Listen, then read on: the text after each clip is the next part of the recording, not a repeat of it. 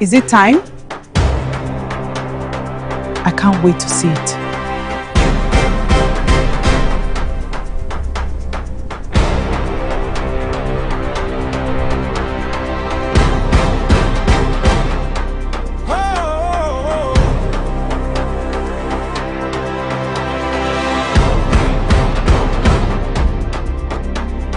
Voice of the people, stories that matter. Oh wow! Truth in every moment, now and forever. Across every border, across every land, we form, we empower, together we stand.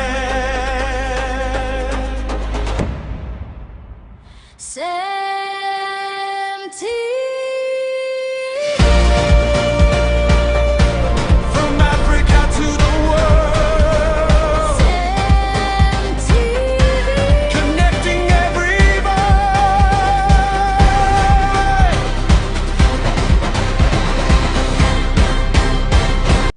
Hello and thanks for staying tuned to CEMTV Main News on the Hour. Remember, truth first, you next. Stay informed to stay empowered. And don't forget to follow us on all our social media handles. You can watch us also on free-to-air 9comsat. You can also watch us live on YouTube, CEMTVPLUS. My name is Miabaka Inye Nengi. The following stories are on the bulletin, including the following headlines. Port Harcourt residents react to presidential proposal to extend the duration of the National Youth Service Corps Orientation Program. Ekiti church kidnap victims regain freedom after 67 days. United States President Donald Trump celebrates the country's 250th anniversary with a speech in Washington, D.C. Details of these and other stories in just a moment. Please stay tuned.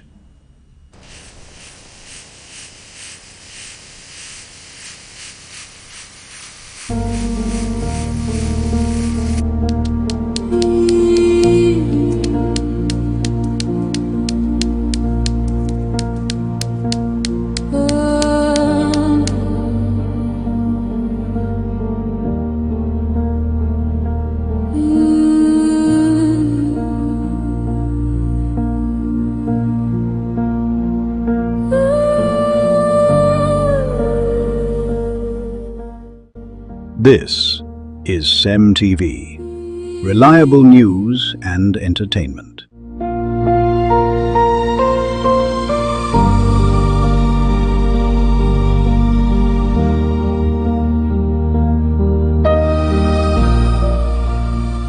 Our report from Rivers, where Port Harcourt residents react to presidential proposal to extend the duration of the National Youth Service Corps Orientation Program, which has continued to generate mixed reactions among Nigerians. CEMTV correspondent took to the streets of Port Harcourt and spoke with residents who shared their opinions on it. Speaking on that development, Mr. Onoha described the proposed extension as a misplaced priority, arguing that the country is still grappling with widespread insecurity. He maintained that the government should focus on addressing security challenges before considering an increase in the duration of the orientation exercise. There are many things to do, like insecurity in the country. We're supposed to tackle insecurity first, leave the NYSC. When we finish this one, we'll do this one. The main problem we'll get for the country is insecurity. And what we're supposed to tackle now, bring them down first. What I wanted the president for this now, make sure say there is security in the country. That one thing now, as the president, make sure say there is security for the country, for everybody to be safe. Your children go feed their school, your mind go dey beat. Your children go school, your house, your mind dey beat. You know the address. Like some states where they say when they threaten, some people go carry the school for school. And for this state now, they say some places say school will close. Like for this state where they say where they kidnap the children, they school close, school no resume there for some time. It's not good now. Your children go there, they run around for where they supposed go be business in their house with children. It's not okay. President Bola Tinubu stated that the extension is aimed at strengthening the orientation program and better preparing core members for national service. However, residents of Port Harcourt who spoke with our correspondent expressed different views on the proposal. Also speaking, Ms. Precious said she would only support the extension if the allowances paid to core members are increased accordingly. She noted that a longer orientation period will place additional financial demands on participants, making improved welfare essential. For me, I could have said if they extend it, I think the extension, they should also increase the salary of the student, because right now, I think there's no empowerment for students. So everybody is trying to rush in to school, then come out so that they can look for entrepreneurship or whatever to fall in to feed their tummy or their belly. So if the president is increasing it, so my own opinion, I think he should also increase the payments so students will not stress themselves unnecessarily. In her contribution, Mrs. Chikodi urged the government to prioritize employment opportunities for graduates. She stressed that beyond extending the orientation program, authorities should create sustainable jobs to ensure that young Nigerians have meaningful opportunities after completing the NYSC scheme. Our government look into it to help us. Let them help us. Give our children a job. We will train, make we shop. Maybe you train pikin finish, you still dey suffer. If you don't get person for government, your pikin where you suffer how many years train for school, no job. You go still become a body to you. They say bring a NYSC from 3 weeks to 6. What is the meaning of that? That can't talk, no get any meaning. The ones where no go, where don't go, let him give them job. Let him create job for our youth so that Nigeria go good. And create security too. One woman from my 3 go bush market, then carry am go buy garri. Woman where they suffer go bush market, then kidnap am. Okay, you never see 1 million or to see 10 million. Then go kill and sell and pass by pass. And it's very bad. I beg, make una help us, talk to them, make them help us. You get people where be petty traders, where they sell pure water, they sell small fruit.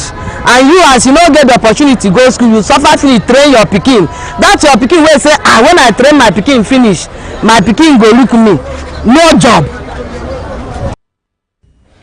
Meanwhile, Rivers State Governor Similai Fubara has praised the Nigerian Army for its efforts in tackling pipeline vandalism, illegal oil bunkering, and improving security in Rivers State.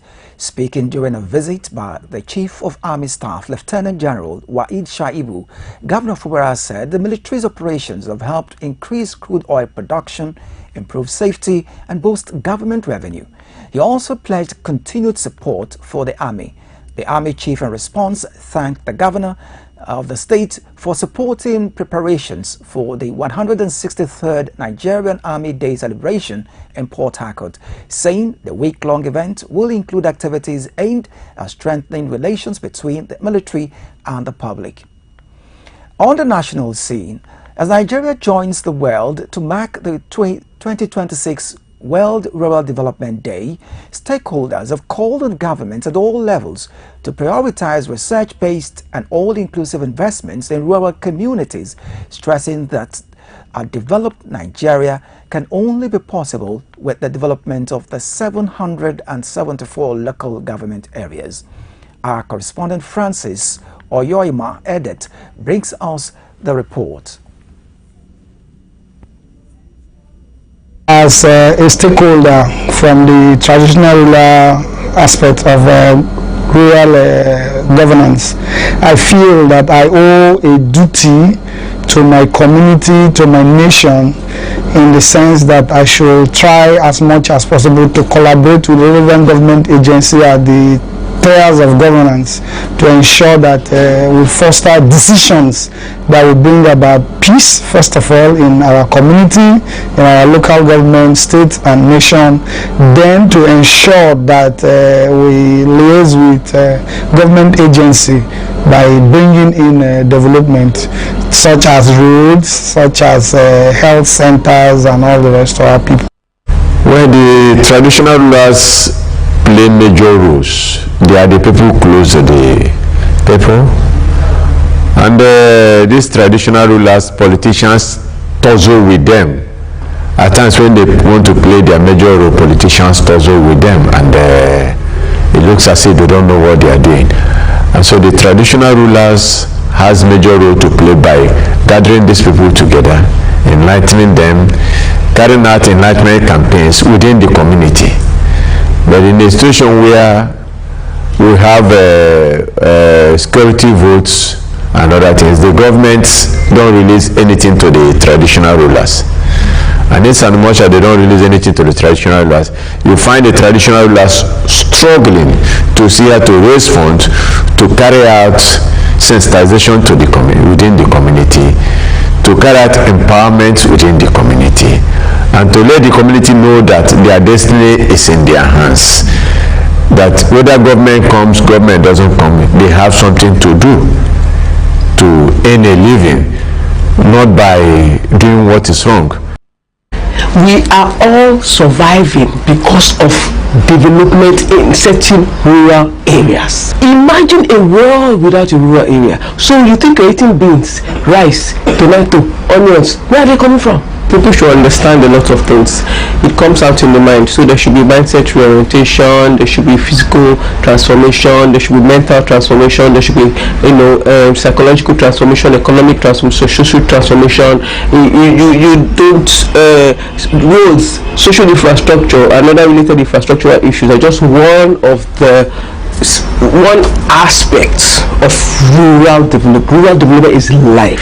For development to take place, it must first be based on needs. It must first be based on priority of the target communities. For example, if you want to do anything, you want to provide any form of infrastructure, you must first understand if that infrastructure is needed. What is it a priority in that local area? That was a special report by Francis Edet on the World Rural Development Day. Moving on, Ekiti Church kidnapped victims regain freedom after 67 days. The worshippers abducted during an attack on the Christ Apostolic Church CAC crusade in Eda, Oniyo, Ileje-Meje local government area of Ekiti State have regained their freedom after spending 67 days in captivity. The victims were rescued on Friday and have since been reunited with their families, according to the police. The victims were kidnapped on April 28, 2026, when heavily armed gunmen invaded the church revival service, killed the officiating pastor, and whisked away worshippers into the forest.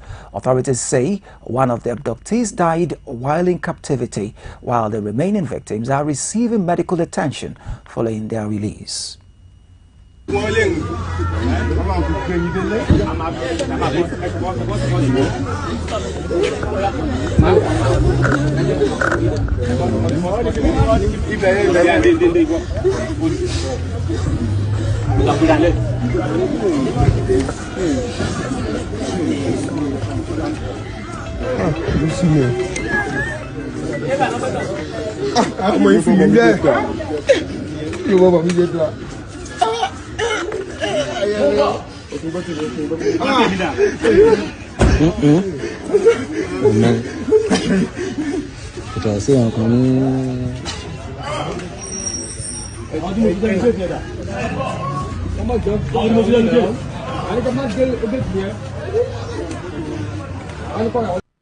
Ekiti State Police Command spokesperson Sunday Abutu confirmed the release, while the state government welcomed the development and commended security agencies for their efforts.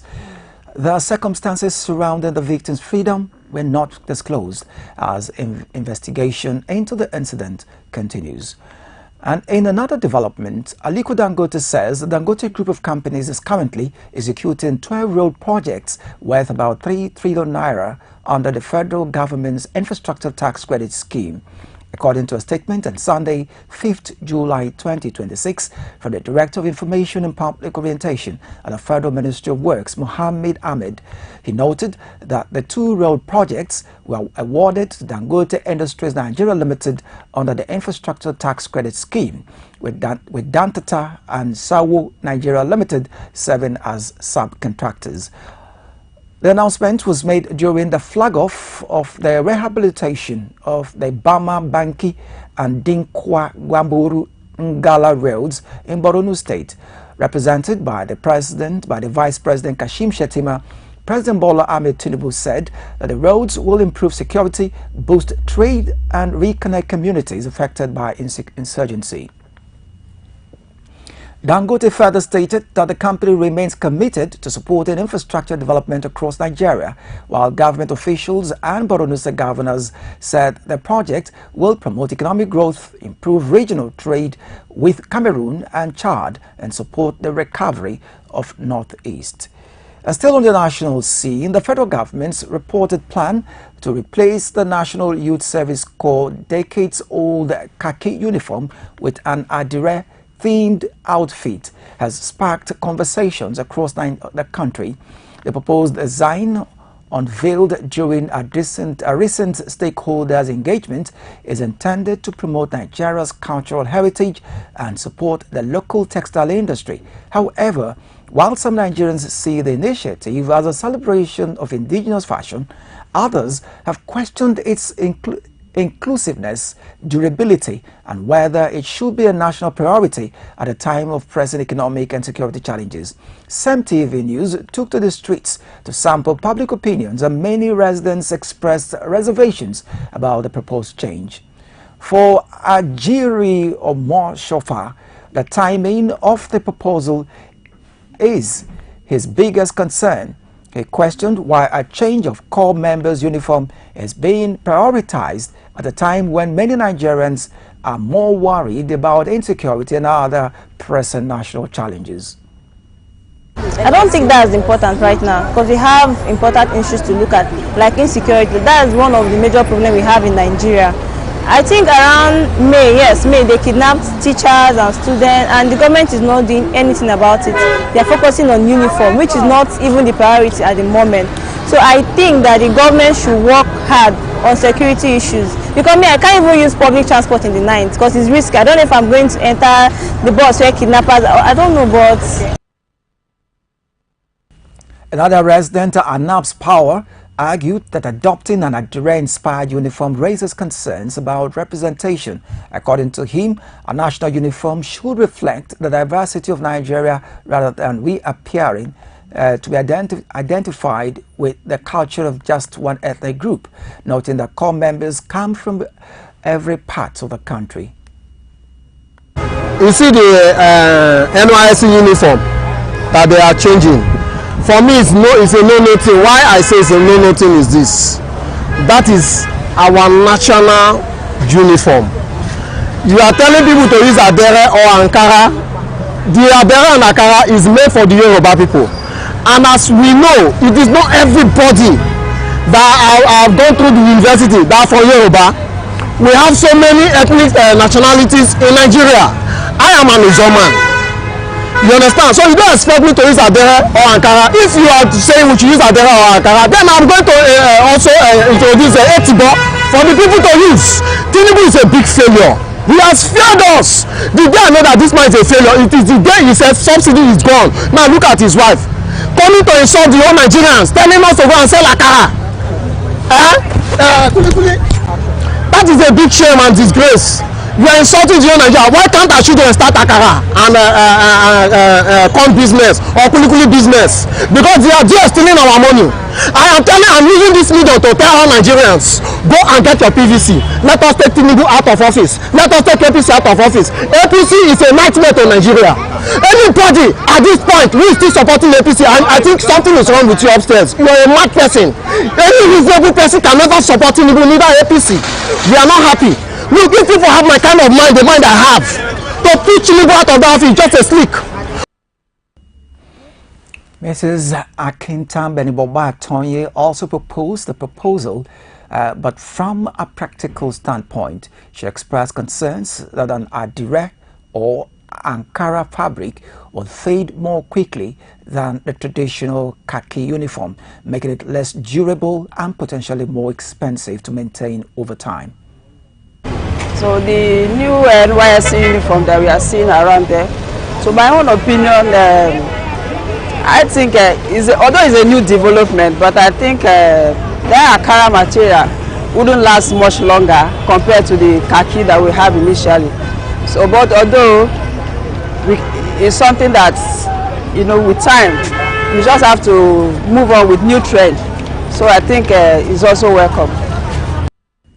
As discussions continue over the proposed redesign, many Nigerians say any change to the NYSC uniform should reflect the country's diversity, be practical for core members, and align with the nation's most pressing priorities.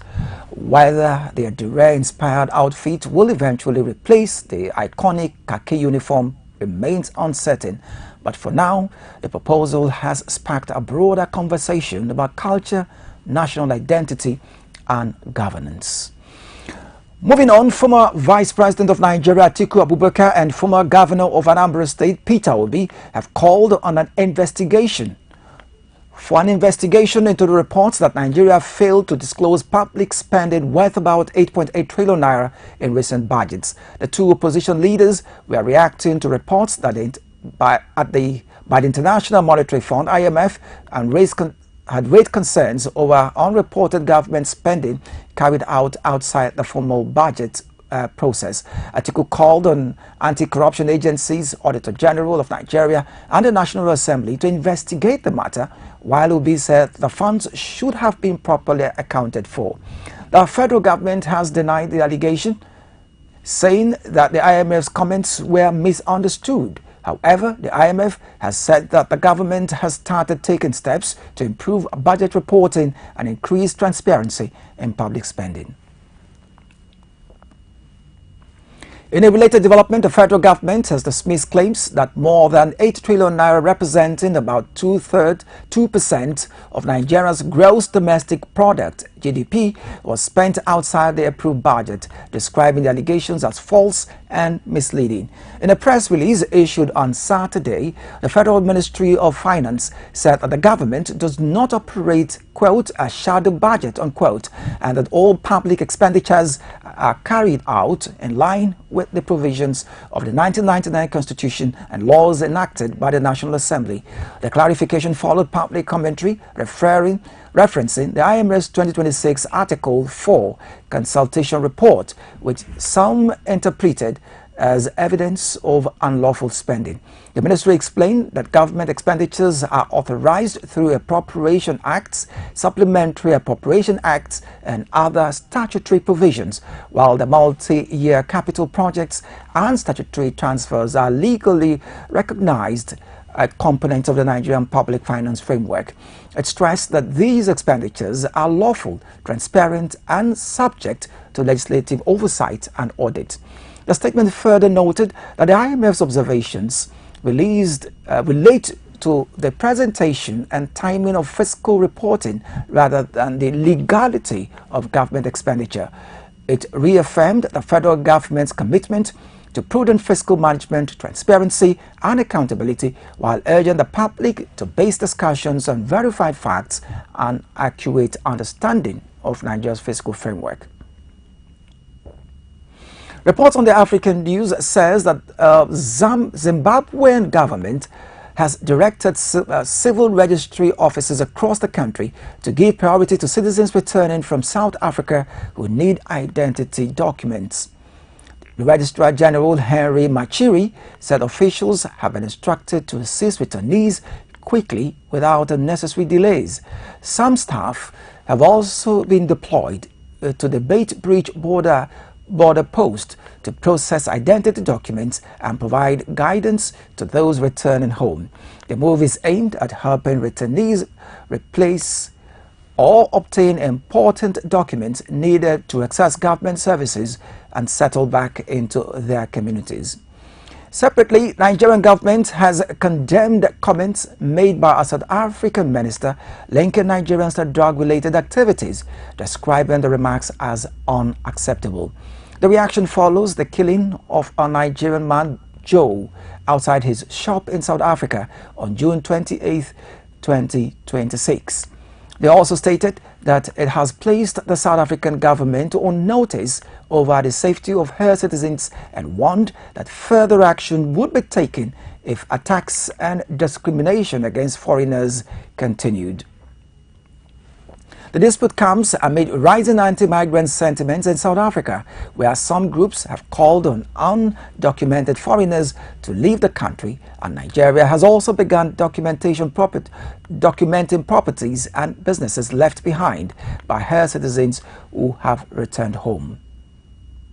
And on the foreign scene, a fast-moving wildfire broke out on Saturday near Thessalonica, Greece's second-largest city, which forced residents of 3 nearby communities to evacuate. The fire spread quickly through dry vegetation and damaged several businesses, but no homes were destroyed. Authorities also evacuated the facility housing about 157 people with special needs and moved them to safer locations. Firefighters are still working to contain the blaze as strong winds continue to fuel the fire. Greece police have arrested a 76-year-old man on the suspicion of starting the fire, and investigations are ongoing. Moving on, United States President Donald Trump celebrated the country's 250th anniversary with a speech in Washington, D.C., where he praised America's achievements and said that, quote, "the best is yet to come," unquote. The event was briefly delayed because of bad weather, but later continued with fireworks and other celebrations. During the speech, Trump called on Congress to pass stricter voting laws, including mandatory voter ID and proof of citizenship. He also warned against the spread of communism and also repeated his administration's foreign policy achievements. On the same day, Trump held separate phone conversations with Ukrainian President Volodymyr Zelensky and Russian President Vladimir Putin, where they discussed the ongoing Russia-Ukraine war and efforts to achieve peace ahead of the upcoming NATO summit. And when the news continues, we have more stories, including these headlines. More than 45 million Nigerians now receive healthcare services every quarter of the year through health facilities across the country, says the federal government. Organization of the Petroleum Exporting Countries and its allies approved another increase of 188,000 barrels per day in oil production. Details of these and other stories in just a moment. Please stay tuned.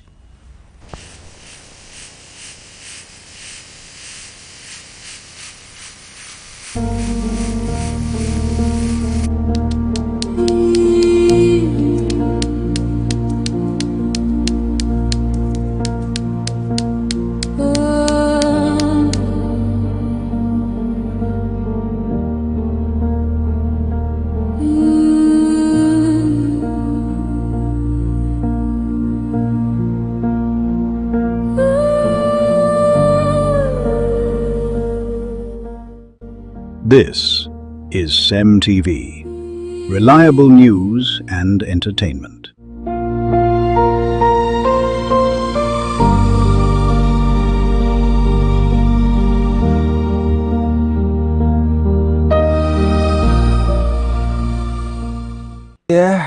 In health, federal government has said that more than 45 million Nigerians now receive healthcare services every quarter of the year through health facilities across the country under President Bola Ahmed Tinubu's administration.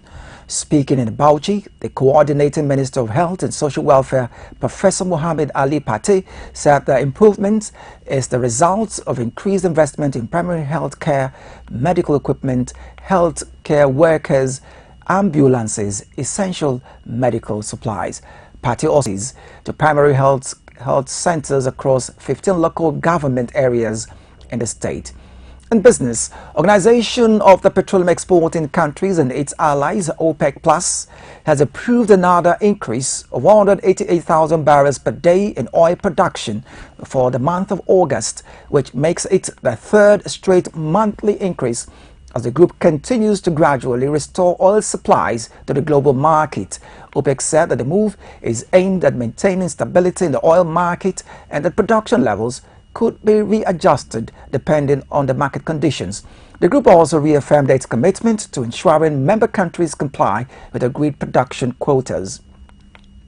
The decision could put further pressure on global oil prices for exporting countries such as Nigeria if supply continues to rise, as Nigeria produced an average of 107.3 billion barrels of crude oil and condensate per day in May and is working towards meeting its 2026 production target of 1.84 million barrels per day.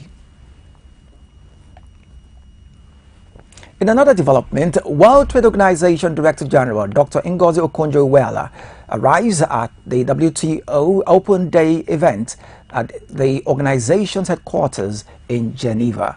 The event brought members of the public closer to the work of the World Trade Organization, with a focus on global trade, economic cooperation, and the role of international trade in supporting development.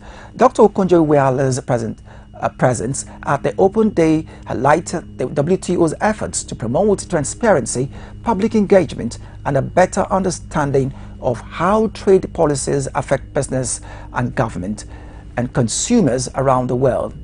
As global trade continues to face challenges from economic uncertainties, supply chain pressures, and geopolitical tensions, WTO says it remains committed to supporting a more open, fair, and inclusive trade system. In sports, Nigerian striker David Akenye has completed a permanent move to Serbian Superliga club FK Zelenknika Pančevo from Italian side Genova.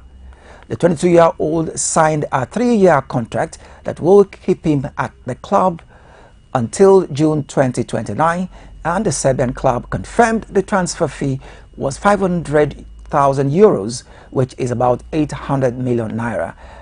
Akenye joined Genoa in January 2024 but struggled for regular playing time, making 11 appearances before spending time on loan at clubs in Romania, Italy, and Cyprus. Speaking after the move, Akenye said he is excited to begin a new chapter and hopes to help the team succeed.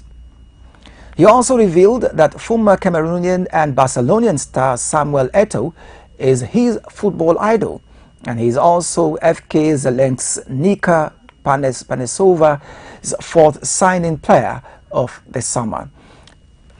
Following the arrival of Billy G, Nemanja Zarik, and Mamane Madao Saba. On entertainment news, wife of the late former Nigerian ambassador to Spain, Demola Sheriki, Sholape Sheriki, has announced that Femi Otedola, a Nigerian businessman, gifted her 50 million naira. Hello everyone, I just got a message from Mr. Femi Otedola, my husband's friend. He just gave us 50 million naira. And it means a lot to us because my late husband, his first political appointment was given to him by Uncle Femi's father as Commissioner of Sports. Yes, Sir Michael Otedola. May his soul rest in peace. A video shared on Sunday, July 5th, 2026, Sholape expressed gratitude to Otedola for the support, saying it means a lot to her family. She also recalled that her late husband received his first political appointment from Otedola's father, the late Sir Michael Otedola, who appointed him Commissioner for Sports. The donation comes weeks after Sholape publicly raised concerns over a dispute involving her late husband's estate, in which she alleged that some properties and assets meant for her children were being withheld, claiming that some ownership documents had been altered after her husband's death. She also said she has evidence to support her claims. Following the announcement, many Nigerians praised Femi Otedola on social media for his generous gesture and support during the family's difficult times. And with that report, we conclude the main news on the hour. But before we go recap of some of the major stories, we told you that CEMTVPLUS correspondent spoke with residents of Port Harcourt following federal government's proposal to extend duration of the National Youth Service Corps Orientation Program. We also told you that Ekiti Church kidnap victims have regained freedom after 67 days. And on the foreign scene, we informed you that United States President Donald Trump celebrated the country's 250th anniversary with a speech in Washington, D.C. The federal government has said that more than 45 million Nigerians have received health care services every quarter of the year through health facilities across the country. And in business, we also informed you that Organization of the Petroleum Exporting Countries and its allies have approved another increase of 188,000 barrels per day production. That's it. Thanks for watching, but don't forget to follow us on all our social media handles on X, Facebook, Thread, and Instagram. You can watch us live on Facebook, on YouTube at CEMTVPLUS. Same for all our social. You can also watch us on 9ComSat free-to-air channels. Thanks for watching. Do have a splendid day. My name is Miyabaka Inyenenge. Worried about the state of your world? Need better and broader ideas? Stay tuned to CEMTV 24.